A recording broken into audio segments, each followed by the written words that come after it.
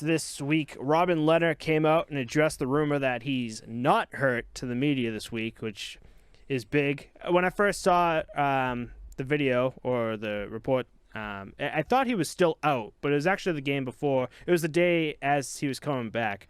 And I thought that was huge because he came out and he said pretty much that, I have a concussion. Like, I have a mental health problem. Like, he's like, I don't want this stigmatized. Like, why should my concussion be less, what's the word I'm looking for? Like, less crazy than someone injured. I don't think you got this right. So the reason that it says he addressed a rumor, like, he shouldn't have had to do any of this to begin with. No. The rumor that he addressed is that he's out for mental health and not a concussion.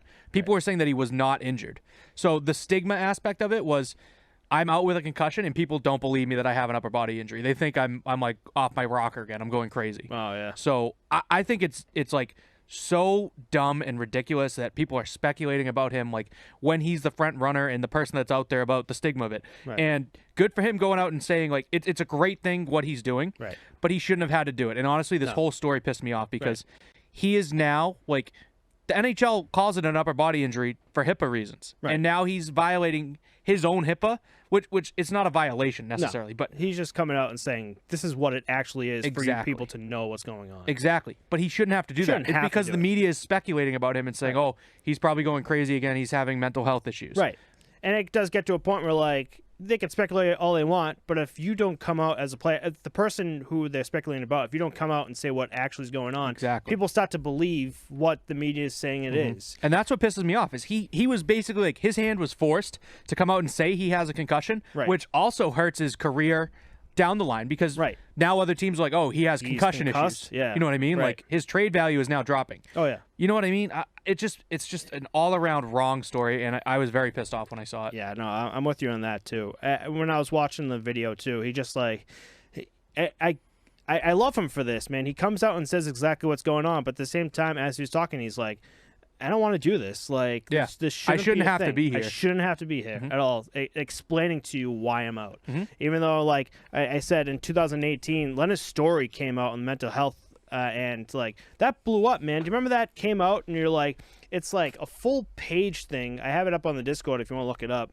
But like, it was like a full page thing of what he was going through at home, like his, like, the whole mental health issues, and the league didn't care. Like, it's like, oh, you have a mental health issue? Like, man up. Like, get over yourself. And he's like, no, man. Like, I was going home. I couldn't deal with my kid. I couldn't deal with my wife. I was drinking all the time. Like, I just couldn't deal with, like, my mindset. And that blew up so big that now we have mental health awareness nights in the NHL since. And then NHL also started Hockey Talks, where the fans and other players share their mental health stories, and they're trying to push for more awareness and more treatment of the problem. Yeah, and there's also the hashtag Bell Let's Talk that's huge in Canada, and that's very linked to the NHL. There's a Bell Let's Talk Day. That all has to do with opening up about your story in mental health.